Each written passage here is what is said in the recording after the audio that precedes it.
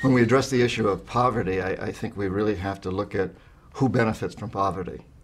And the fact of the matter is the wealthy folks benefit from poverty. So in a way, you might say that the problem is not so much poverty as the problem is wealth, prosperity, and when it's taken to an extreme, that wealth is used as the measure of value in a culture, which is what's happened in our culture. And in fact, it began happening 3,000 years ago. And we've been moving in that direction ever since, so that we judge ourselves, we judge our societies, we judge individuals by how much wealth they have. In order for a relatively small percentage of the population to have a lot of wealth, you've got to have a very large percentage of the population essentially acting as slaves. They've got to be impoverished. So as long as we live in a system that honors that, in a system that requires slavery, in essence slavery, to move it forward, we're going to have poverty, because it's absolutely to the advantage of the corporatocracy, of the people who control our biggest businesses and corporations, to have a mass of poor people around the world that they can draw on for labor, that they can draw on to steal their resources, whether it's oil or diamonds or coltan or whatever the resources are. And as long as those people remain impoverished, as we call it, then they're at the mercy of those of us with wealth, and we get to exploit them. It's a sad fact of life that back in the 70s, when I was an economic hitman, you know, we had a gap between rich and poor, but today it's twice as wide as it was then. And today, more than half the world's population lives on less than $2 a day, which, despite what a lot of people seem to think, isn't enough in almost any of these countries to live a decent life. It's a slave wage, really, when you come right down to it in most of these places. It's gotten worse. We've portrayed this period of time since 1970 to now as being a time of development, and being a time when the developed world has invested huge amounts of money in the developing world in order to help bring it up. But the fact of the matter is, none of that's happened. The fact of the matter is, we in the developed world have gotten richer and richer and richer and more prosperous and more powerful. They in the developing world have become poorer and poorer and poorer. Now, the deception here is that if you go into one of the major cities in almost any of these developing countries, you'll see incredible skyscrapers, beautiful buildings. It looks prosperous. What you don't see is that beneath all of that, there's a lot more poor people, and they're a lot poorer than they were before. So this whole idea of investing money in these countries and into the infrastructure and developing them hasn't worked from the standpoint of alleviating poverty or even reducing it. It's increased it. It has worked from the standpoint of making us richer, making the corporatocracy more powerful and richer. It's been a huge success from that standpoint. I think a basic question that we have to ask ourselves is who foments this system? And perhaps we have to then look at, if we are an empire, where's the emperor? Because there is no emperor of the world today, and the United States doesn't have an emperor, it seems. But in fact, we do. We have the equivalent, and that is what I call the corporatocracy, which are very few, primarily men, who run our biggest corporations, and through them they control the United States government and every other one in the world too that they want to control. And it doesn't matter whether in the United States we have a Republican or a Democrat in the White House or in Congress. There are details that make a difference, but from the standpoint of expanding the empire, it happens under both regimes because it's controlled by the corporatocracy. And in fact, at the highest levels, the people in the government and the people at the top of the big corporations are one and the same. They go through what we call the revolving door. So one year somebody's president of a huge corporation, and the next year he or she is Secretary of State or Vice President or even President. And so this system is controlled by what I call the corporatocracy. We can say without a doubt that this system is an absolute failure. From the most rational, objective economic standpoint, it's a failure. Less than 5% of the world's population live in the United States. We are consuming over 25% of the world's resources and creating roughly 30% of its major pollution. That's a failure. That's not a model you can take to China or India or Africa or Latin America. Simple mathematics tells you you can't repeat this model. 5% of the world consuming 25% of the resources, you can't, in China and India together, that takes us totally off the chart. It's a failed system.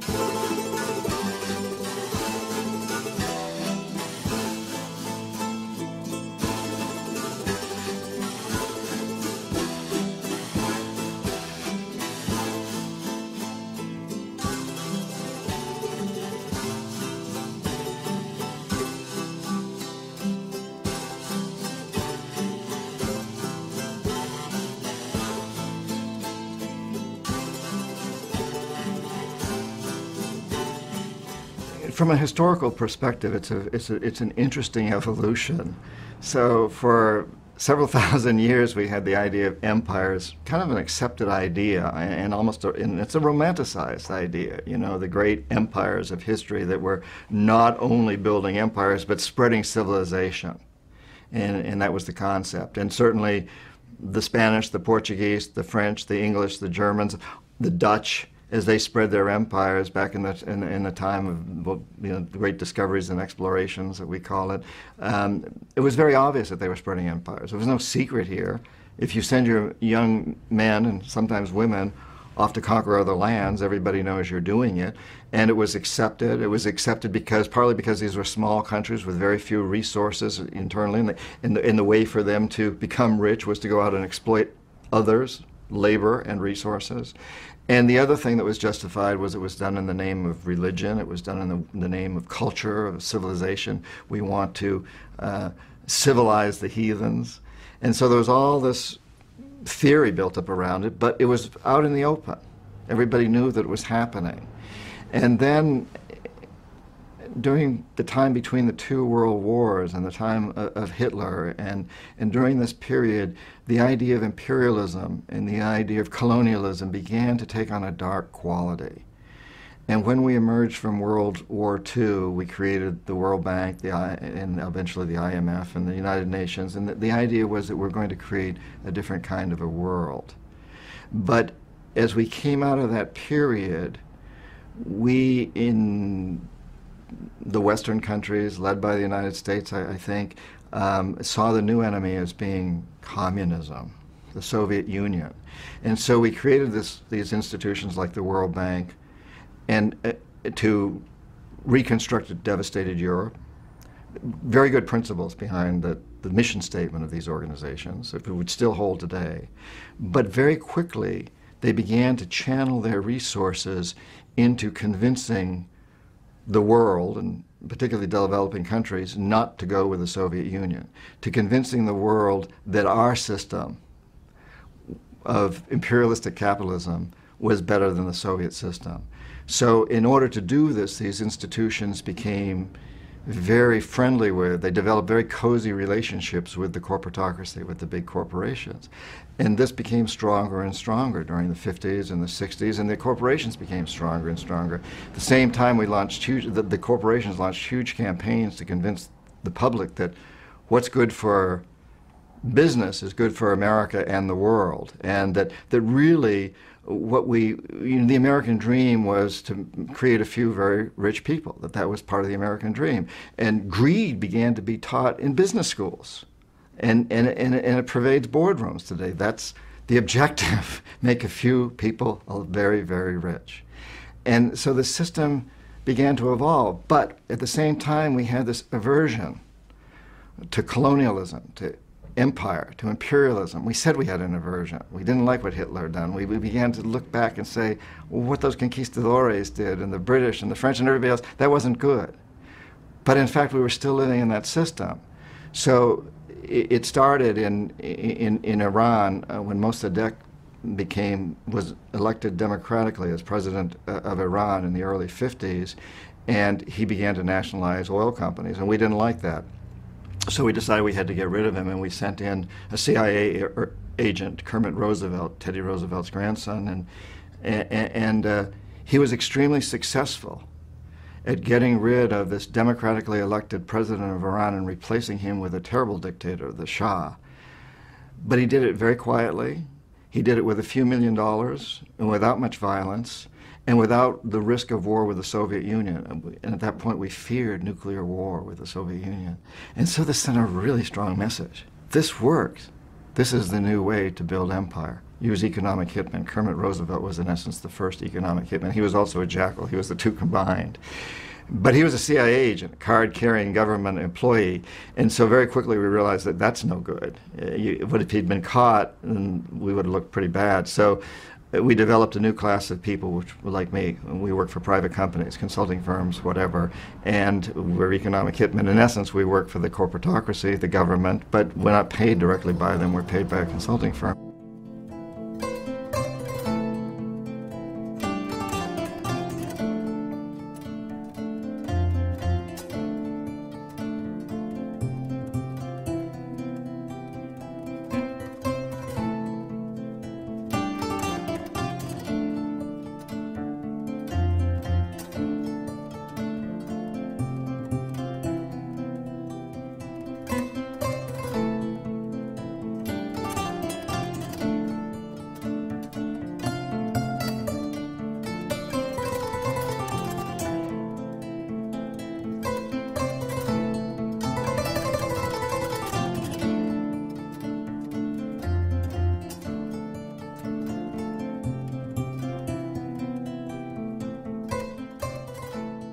So how does the system really work? You know, we economic hitmen have many vehicles to make this happen, but perhaps the most common one is that we will identify a country, usually a developing country, that has resources we covet, our corporations covet, like oil. And then we arrange a huge loan to that country from the World Bank or one of its sister organizations. Now, most everybody in our country believes that that loan is going to help poor people. It isn't. Most of the money never goes to the country. In fact, it goes to our own corporations. It goes to the Bechtels and the Halliburtons and the ones we all hear about, usually led by engineering firms, but a lot of other companies are brought in. And they make fortunes off building big infrastructure projects in that country. Power plants, industrial parks, ports, those types of things. Things that don't benefit the poor people at all. They're not connected to the electrical grid. They don't get the jobs in the industrial parks because they're not educated enough. But they, as a class, are left holding a huge debt.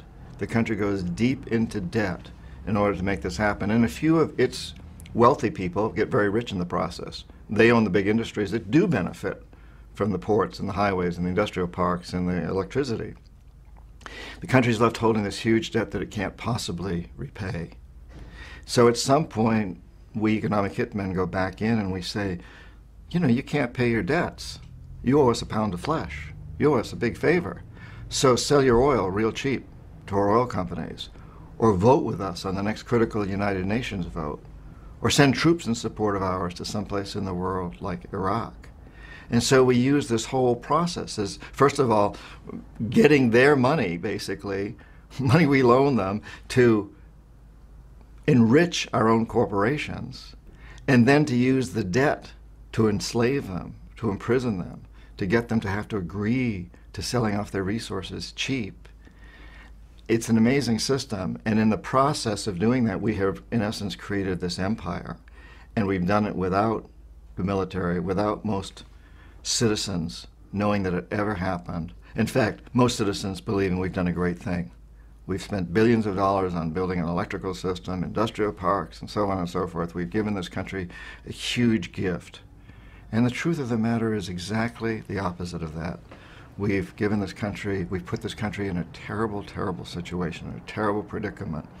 A few of its wealthy people have made a lot of money, and they've invested in real estate in Florida or Swiss banks or stock markets overseas. They've taken their money out of the country, and they've become very rich. And if something goes wrong in the country, they just leave.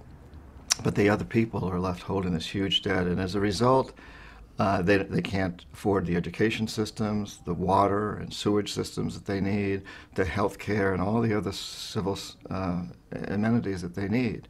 And of course, that in turn feeds the whole system, so we can go back in later and offer another loan to privatize their education system or to develop their sanitation system, and the process is repeated and repeated and repeated, and it just keeps going on. Very effective. It's a very effective way of building an empire. It's very unfortunate that most people, certainly in America and I think many other places, feel that foreign aid is foreign aid, that it's altruistic, that it helps these countries, and it almost never does. There are some exceptions. After a tsunami or a great natural disaster, immediately some foreign aid goes in to put up tents and bring in food and water and so forth. But very soon after that, that gets corrupted too, and you start using that to build big hotels that are owned by the big international chains and restaurants and so on, not helping the mom and pop organizations. But we don't hear that. We think foreign aid is altruistic, that it's there to help people. In fact, it's only there to help the corporatocracy. Yeah, that's what it's for. That's how the system is set up. I think that's terribly unfortunate. I'd like to see foreign aid really work that way. You know, we could do some really good things with that. Or even better, just leave people alone. I find it fascinating that as I travel around Latin America, I speak Spanish, I've spent a lot of time there, what I'm hearing from the leaders there is not that they're looking for us for any kind of help at all. This whole new genre of leaders that is emerging is simply saying, let us use our own resources to pull our people up by their bootstraps. We can do it. Just don't steal our resources anymore.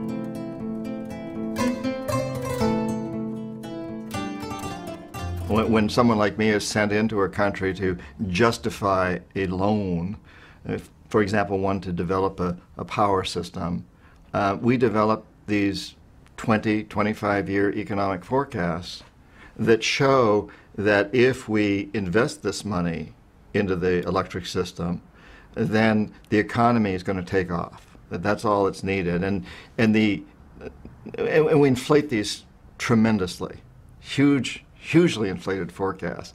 And these are not realistic by any means, and the people making the forecasts know they're not realistic. Tremendous pressure is put upon us. Tremendous pressure was put upon me to make these forecasts higher and higher and higher to justify more and more loans.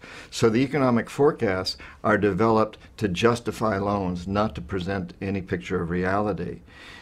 Modern econometrics and mathematical modeling of economies makes it quite easy to do this. You can change the statistics in such a way or massage them in such a way that they'll show you basically anything you want them to. I can share a personal experience about how we tweak economic forecasts, how we skew them. Certainly, I knew that's what I was supposed to do. My bosses at my company put a tremendous amount of pressure on me to do these things. And this pressure it's quite easy. I talk in one of my books about how the person my predecessor was retiring, and he was determined to be integritous and not tweak the forecasts. So he was fired, and I was given his job with the clear understanding. I knew why he was fired, and I knew that if I wanted to progress in this company, I would tweak the forecasts. And when I later hired other people, and I ended up having several dozen very highly skilled economists and financial experts working for me, they all knew that their bonuses, their raises, everything depended on going along with this system. Now, when we take these forecasts to the World Bank or the Inter-American Development Bank or the Asian Development Bank or any of these other organizations, there are people in that organization that are supposed to catch this if we're being non-integritous, if we're tweaking forecasts. There are specialists there that are supposed to review this.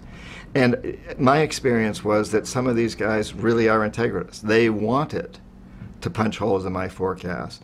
And I would often have to stand before a board or a committee at the banks and defend my forecast, and they would pick holes in them. Some of these people who were quite junior really saw through what I was doing.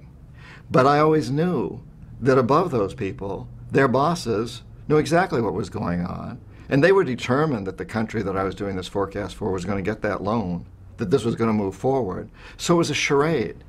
But sometimes we would spend several months before these committees justifying, arguing, debating, and going back and tweaking some more and writing more reports. And it was almost like appearing before a court of law. You know, it was like two lawyers opposing each other, and we'd have our teams and we would set them up. So within the bank itself, there were experts, there were econometricians, economists who were quite integritous, and they saw through what we were doing, but they never won, ultimately, because their bosses were on my side, although it was never that obvious, but we always won, ultimately.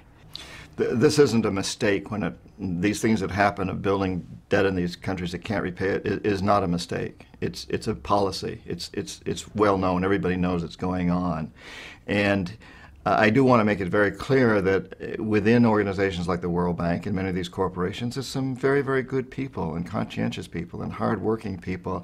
And it can be easy for them to convince themselves that they're doing a good thing. I found it easy to convince myself. And what I did was not illegal as an economic hitman. It should be illegal, but it isn't. You know, if I were to lend somebody, if I'm a banker and I lend somebody a lot of money knowing they can't repay it because I want to get a favor from them later, that's illegal. But when I do it on a national level or through the World Bank, it's not illegal. And I knew, as a lot of these other people do, deep in my heart that what I was doing was wrong, but it's so easy to justify because it's taught in our business schools, it's taught in our law schools that this is the way to make development happen. Investing in infrastructure is the way to make development happen. And the statistics can show that it works. They can show that gross national product, that the overall economy improves. But the fact is that in most of these countries, only a very few people benefit from the overall economy. Everybody else is outside that economy. They're living subsistence lives, or they're living lives that basically aren't part of that economy. And so it's easy for people at the World Bank or others to look at what they're doing and say, this is a good thing. It's easy for people at Nike, for example, to say these sweatshops in Indonesia are making people's lives better, even though if they really go over there and look at the people, they know their lives are getting worse. But they can say, well, we're going to improve. There's always that thing that's held out, that we can do it better, that we're doing something good. But deep in our hearts, anybody who's really looking at this, anybody that really watches what's going on, deep in that person's heart, as in mine, we know it's wrong. And yet, the other aspect is that we're living a good life. I get paid a good salary. These people at the bank, at the World Bank, at Nike, everywhere else, they're getting good salaries. They're able to give their kids good educations. Their families are happy with the materialism and so forth. So you've got these two factors working. They're prospering, and philosophically, they can justify it. I was invited to speak at Harvard and other schools about what I was doing, and I was patted on the back for this. So it's easy to justify it. But when you really look beneath the surface, you know that what you're doing is wrong. And I think therein lies part of the solution, because human beings really want to take care of the future and future generations, I think, deep in their hearts. And so if we force people to really see that what we're doing is wrong and ultimately destructive for our progeny, then we will be able to get people to change. And recently, there's been a lot of talk about debt forgiveness. 18 countries were singled out as ones that were in line to have their debt forgiven. I wish that would happen. I'm totally for debt forgiveness, but it has to be unconditional. And unfortunately, none of this is unconditional. So what it turns out is this round of debt forgiveness that's been proposed is an incredible subterfuge. It's one of the best economic hitman tricks I've heard to date. So that each one of these 18 countries then will have to agree to conditionalities that benefit the corporatocracy. Things like privatizing. That's a big one, that they have to privatize. And another one is that they will not be able to ship out products or raw materials that threaten ours, such as some agricultural goods, that they will have to accept restrictions on what they can sell to the United States and the G8 countries. And on the other hand, they will have to accept our restrictions. And so it's this very, very rigged system. And the world hears, oh, debt forgiveness. And celebrities go out and talk about debt forgiveness, and they're being exploited too. And we all say, oh, isn't it wonderful? We're being so generous. We're going to forgive all this debt. We've given all these countries all this money. Now we're going to tell them they don't have to pay it back. The fact of the matter is we've asked for something much worse. They would be so much better off never to have had the debt, of course, or to just pay it off.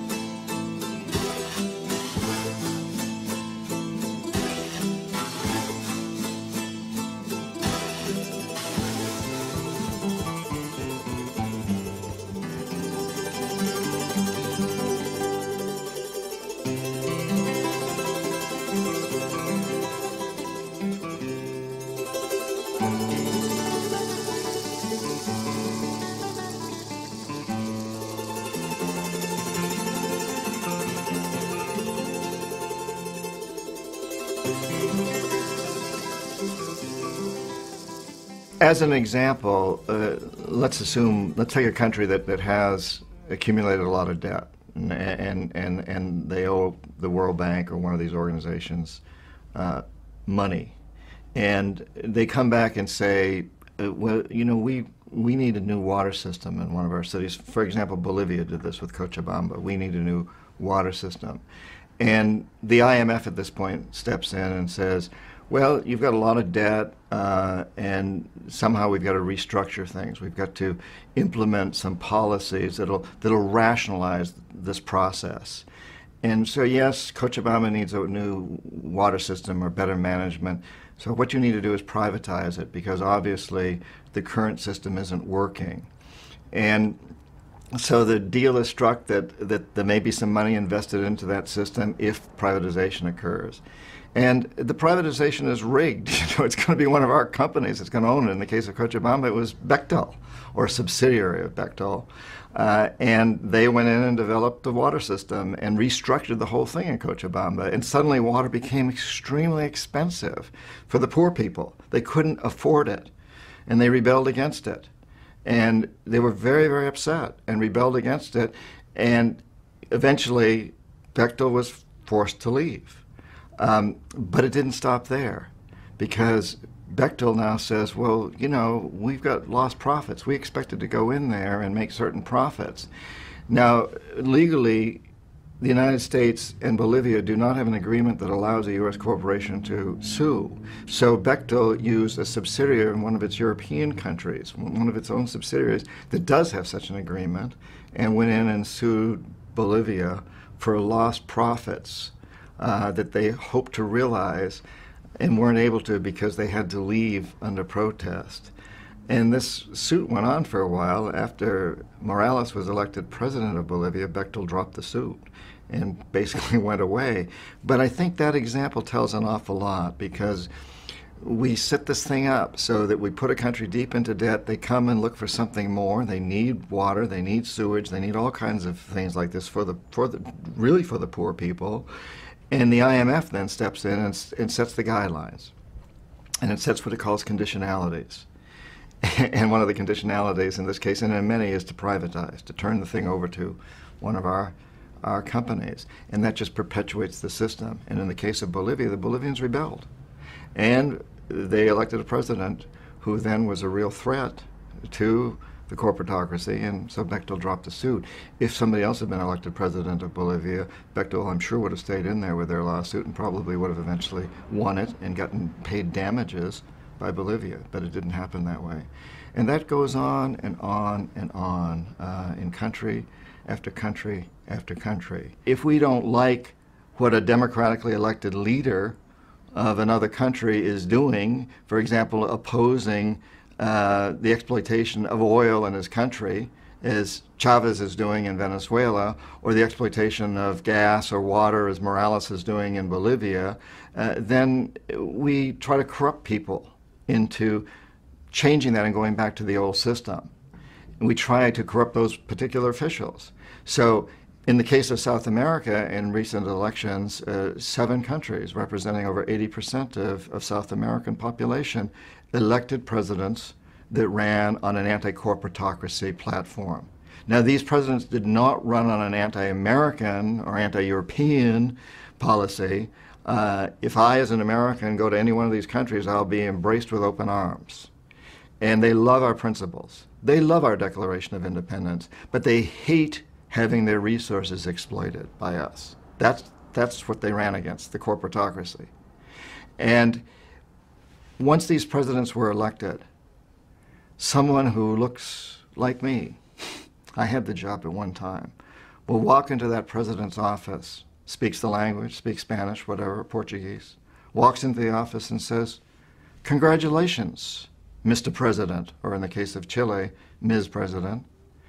And now I just want to remind you that I can make you and your family very, very rich if you play my game, our game. Or I can see to it that you're thrown out of office or assassinated if you decide to fulfill your campaign promises. And usually it's said a little more subtly than that because there may be a tape recorder listening. But they get the message because every one of those presidents knows what happened to Arbenz of Guatemala, and Allende of Chile, and Roldos of Ecuador, and Lumumba of the Congo, and Torrijos, and on. The list is very long of presidents that we have had thrown out or assassinated. There's no question about that. And they all know this. So we perpetuate the system that way. Here you offer from this pocket, you offer a few $100 million, corruption. Or from this pocket, you offer subversives, jackals, to go in and overthrow the government or assassinate the president. And if I'm in that position, if I'm that president, and even if I'm very integritous and I really believe in what I'm going to do, what I've said, well, what am I going to do? Because I know that they can do this. So I'm very tempted to accept the corruption, because if I don't, I'm going to be taken out. And if I'm taken out, what's the next guy going to do? He's going to be scared to death. And so, yes, there are a lot of very corrupt officials, but who's doing the corrupting? We're doing the corrupting in most cases. And I talked about this on a presidential level, but it happens all the way down through the ranks. It happens at every governmental level, and it happens in the corporations in those countries, and it happens throughout the whole system. So if the corporatocracy does not like what's going on in Nigeria or Botswana or Thailand or any other country, they go in and they send people like me, and they send economic hitmen in, and we try to corrupt the system. We offer the bribe and at the same time the threat. And if the leader doesn't buy, then in fact we do send in what we call the jackals, and they overthrow the government or they assassinate the leader. And this has happened time and time and time again. In Iran under Mossadegh, we overthrew a leader, a democratically elected leader, because he wanted to get more of the oil profits from Iranian oil to go to the Iranian people. We did the same thing in Iraq under Qasem, who was a very popular president of Iraq, and decided that he wanted to get more of the profits from Iraqi oil to go to the Iraqi people, not to the foreign companies. So we decided he had to go, he had to be assassinated. We sent an assassination team in the early 60s. It was headed by a young man at the time who failed and got wounded in the process and had to flee the country. That was Saddam Hussein. He was our hired assassin. He failed, so the CIA went in directly and had Qasem publicly executed on Iraqi television and put Saddam's family in power. We've done this time after time after time. Usually the economic hitmen are successful, so we don't need to send in the jackals. But on those occasions when we're not successful, as for me, I failed with Omar Torrijos in Panama and Jaime Roldos in Ecuador. And so the jackals were sent in and assassinated these men.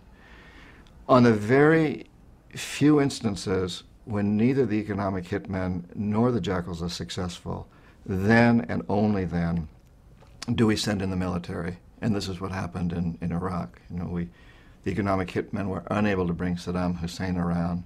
The jackals were unable to take him out. He had very loyal guards and he had look-alike doubles, so it was difficult to take him out. And so we sent in the military. And the first time we sent in the military, we could have certainly taken Saddam out at that point, but we didn't want to. He was the type of strong man that the corporatocracy loves. He could keep the Iranians in their borders and keep the Kurds under control and keep pumping oil to us. And we figured that in '91, when we took his military out, that we had sufficiently chastised him that now he would come around. And he didn't. When the economic hitmen went back in the '90s, he still refused, and the jackals weren't able to take him out then again. So this time we sent in the military, and we did take him out. And the rest is history.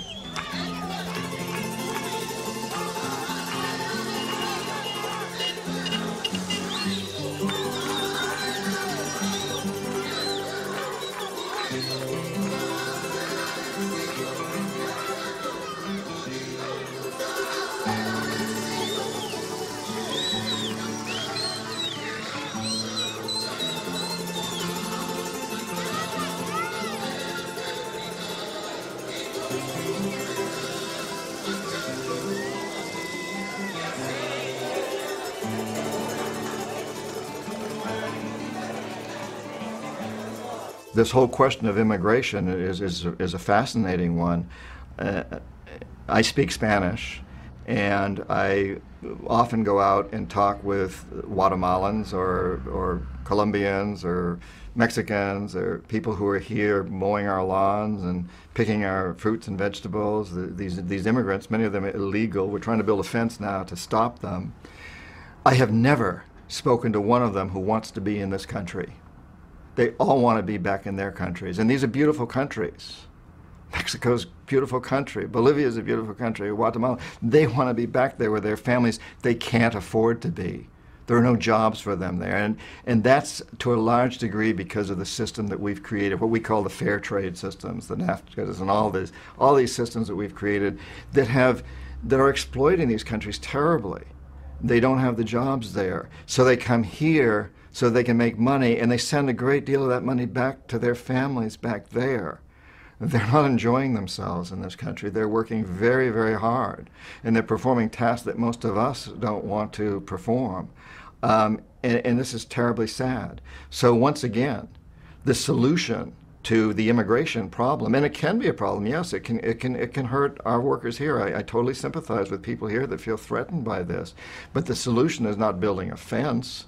It's not trying to keep the people physically out. It's to allow them to create the conditions in their country that will allow them to live there. These countries have great resources. That's why we're exploiting them. We need to create a world where they can work with their own resources in their own countries. That's where they want to be, and they've got the resources. But the opposite has happened. We've created a situation where they can't find work in those countries, where we've mechanized things, where we've done it our way, a very different way, where we're exploiting them. We need to reverse that and to recognize that a fence isn't going to solve the problem, and immigration laws aren't going to solve the problem. The problem is solved not with Band-Aids like those, but by going to the root cause. This planet is hemorrhaging badly, environmentally and socially. People are hemorrhaging badly, and we may need a few Band-Aids in the interim to kind of stop the bleeding. But ultimately, we've got to go to the root cause of the wound. Where is this disease coming from? Where is this injury coming from? What's the problem?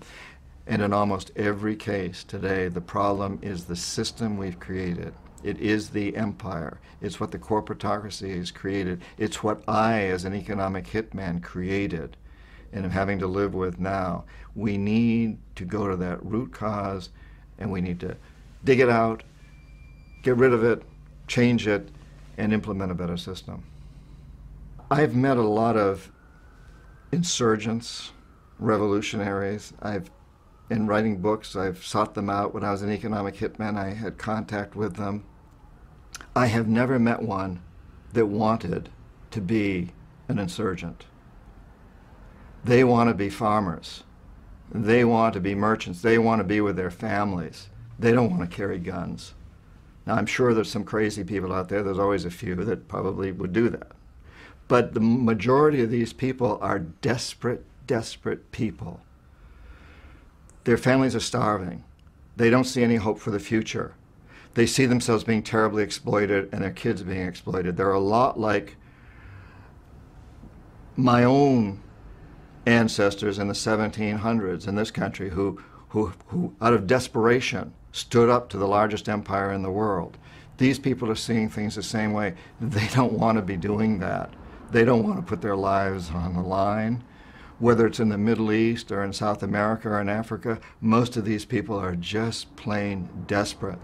The way for us to protect ourselves is not to think that we can kill them all, or not to think that we can control them by military means.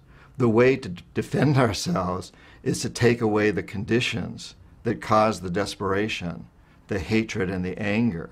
That's our best protection. Our money is not well spent when it goes into the military to go to other countries to think that we can put down people who are only trying to defend their lands and make a better life for them and their families. The way that we can defend ourselves is to give them the opportunity to really do that, to make a better life, and to make that commitment ourselves that we're going to work with them. We're going to be partners with these people to help them make a better life, because we know that will make our lives better and our children's lives. And that's the only way we can do it.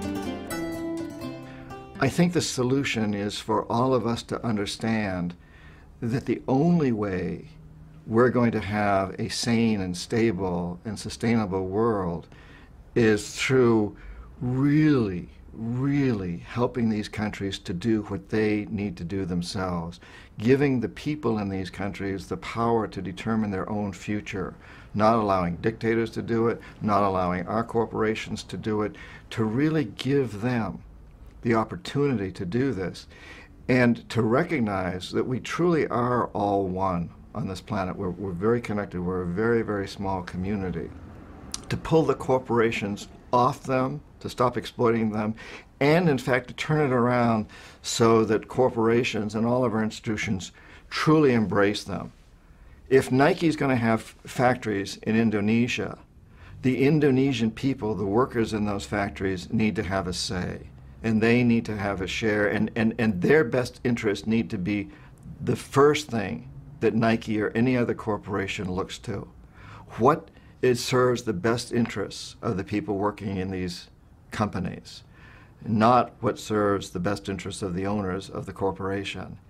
And only by doing that, and only by all of us taking a stance that we're not going to buy the products from any company that doesn't do that, are we going to pull ourselves out of this. I think that one of the exciting things right now is that a country like the United States, that really is the leader of the modern empire. We are the modern empire, and we've got a lot of allies throughout Europe and Japan and many other places. But we are sort of like the coach of the team and the captain of the team. But at the core of our country, and at the core of many of the other countries also, are some very incredible principles of equality and sustainability and stability. You know, in the American Declaration of Independence, we talk about a government for the people, of the people, by the people, the right to life, liberty, and the pursuit of happiness. And that's a value system that's very different from the one that created the division between wealth and poverty. And so this has been defined for us. And in a way, we've all bought into it. The world loves these ideas. And the revolutions that are going on in South America today really reflect that. These countries are saying, this is what we want. Government for, of, and by the people. The right to life, liberty, and the pursuit of happiness for everybody. And so I think we've reached a time now where we know a couple of things. We know, A, that we've created a global empire. And that's not a good thing, but in the process of doing that, we've created systems of communication so that we can reach everybody on the planet. And B, we've created resources that make it possible to be in a situation where nobody needs to starve. 24,000 people die every single day from hunger and hunger-related diseases. At least 24,000. And that doesn't need to happen. We have plenty of resources, so that shouldn't happen. It happens because of the system we've created. But we know we're now at a time when we have resources that can stop that. And we have the networks around the world to make it happen so that this doesn't have to happen, that this doesn't have to occur. And the third thing that's happened is we realize that we live on a very small planet. We are one community. And certainly, if we didn't already know it, 9/11 taught us that. The conquistadores never had to worry about the Incas attacking Madrid. And the French and British never had to worry about their Asian or African colonies attacking Paris or London. We know today that we're very, very vulnerable to people in Afghanistan or wherever they happen to be. Our cities are vulnerable. We live on a very small planet. I know that my daughter, who's 24, and her children are not going to have a stable, sustainable, and sane world unless every child born in Ethiopia and Indonesia and Bolivia also has that expectation. This is a very small community. So we've got these three elements at play right now. We've created a global empire, and we have all the resources, including communications networks, that we need to alleviate suffering, to narrow the gap between rich and poor. And we know that we live on a very small planet, in a very small community, and that we must create a new world. We must, for the survival of our future generations. To me, that gives us great hope that we finally have arrived at a time where we can realize the ideals expressed by the Declaration of Independence in the United States and by many other sacred documents that were actually started in France and England and other parts of Europe and Asia, that all came together to form the philosophy behind this new approach to living that evolved in the 1700s. And we're now reaching a time where I think we can see that this has to be brought in on a global level. So I find this to be very, very exciting that we can break this pattern that may be, it's at least 3,000 years old, it may be older, and now is the time to break that pattern. I also find as I travel around the world that there's a tremendous outcry to do this. People really want to do it. We've seen it very strongly in South America, and we're increasingly seeing it in Europe and the United States, and certainly the Middle East. A lot of what's going on in the Middle East is an expression of this, although that doesn't usually make the mainstream media. But so much of what's going on in the Middle East is an expression of this demand that we reduce this gap, that we change the paradigm, that we do get rid of poverty. And in fact, we get rid of the idea of wealth that creates the idea of poverty. So I look forward to this period as a young person growing up in New Hampshire. I come from 300 years of Yankees in New Hampshire and who fought in the American Revolution. My family was very involved in these things. And I used to think, when I was a kid, I used to wish that I had been born in the 1700s so I could have been part of the American Revolution. What I know now is I think that this is even a more exciting and important time in history because we have the opportunity to implement these ideas on a truly global level.